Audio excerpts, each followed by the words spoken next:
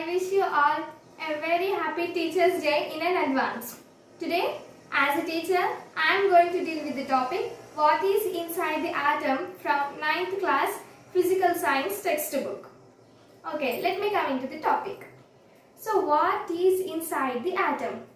This question took many years for a perfect answer, and at last we found that are subatomic particles.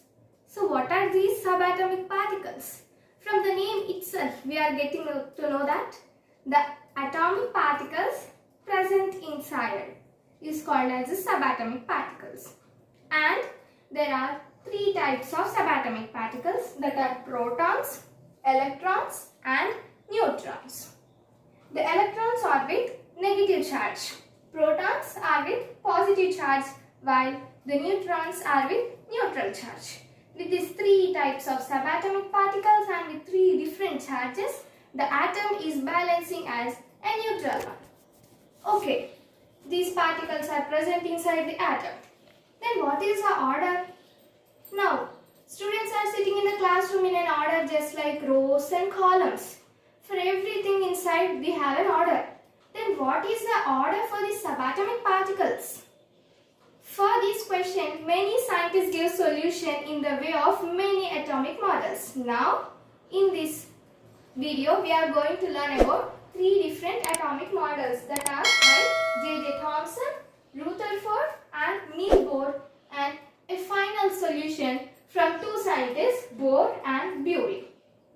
Okay, first let's know about J.J. Thomson's atomic model. Just have a look at this picture. J.J. Thomson's model is also called as a plum pudding model.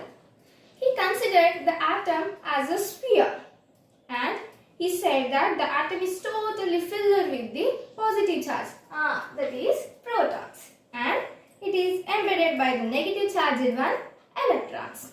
Just like consider a watermelon, the red part now it is called as the protons, which is totally filled, and the black seeds are called as the electrons that are embedded in the bit.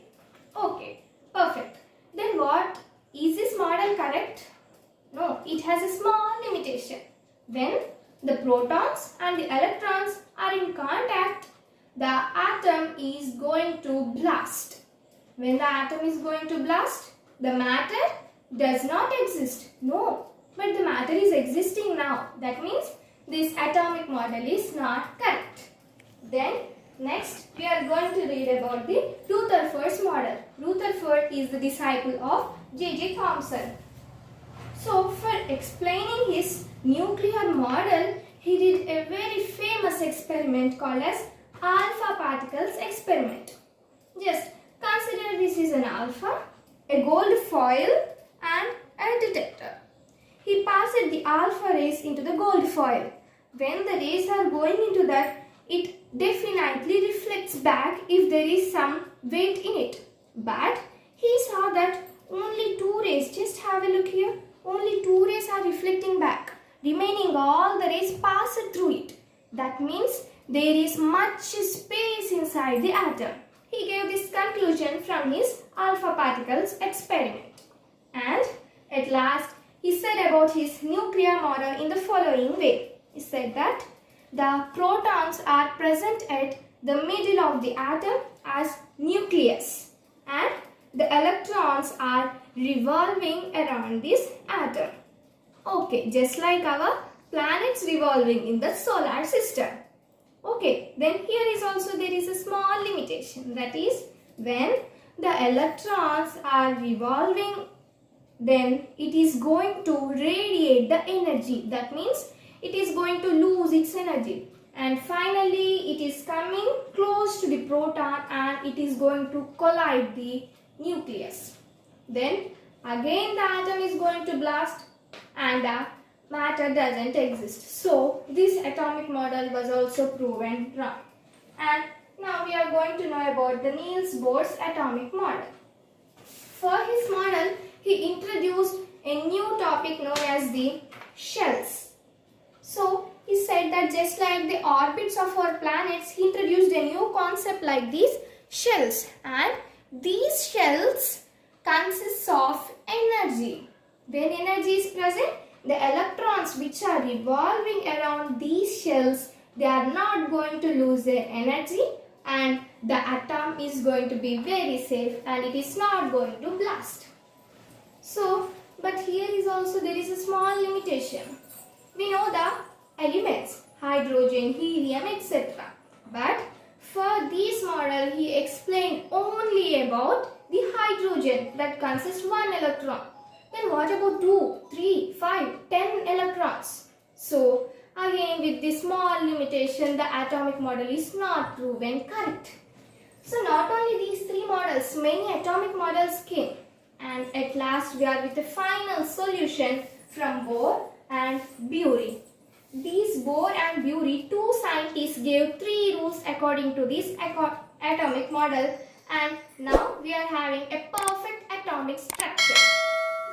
If you see here, they gave the names for the shells 1, 2, 3, 4 in numbers, K, L, M, N in alphabets, and they proposed some rules. The rule number 1. How many electrons should be in each shell? For that, they gave us a formula 2n squared. So what is this n here? Already we know that each and every shell has a number as 1, 2, 3, 4. If we wanted to know about the electrons in the first shell, then we need to take n as 1. 2 into 1 square, we will get 2. If we wanted to know about the second shell, 2 into 2 square, then we will have 8. In this way, we will know about the electrons. And each shell has a subshell. And the number of electrons in a subshell will be 8. And the third one is, the electrons are going to fill in the shells in an order wise. We see here, first they are going to fill in the first shell, then to the second, then to the third, and then to the fourth. In this way, the electrons are going to fill in an order wise. Okay, I give you a small example. I am going to consider an element of lithium. Lithium has 3 electrons. 2 electrons in the first shell and 1 electron in the last shell. In this way, we are going to draw the atomic structure of each element. I think you are clear about this topic. So, I am Pramoda once again. Thank you for giving me this wonderful opportunity.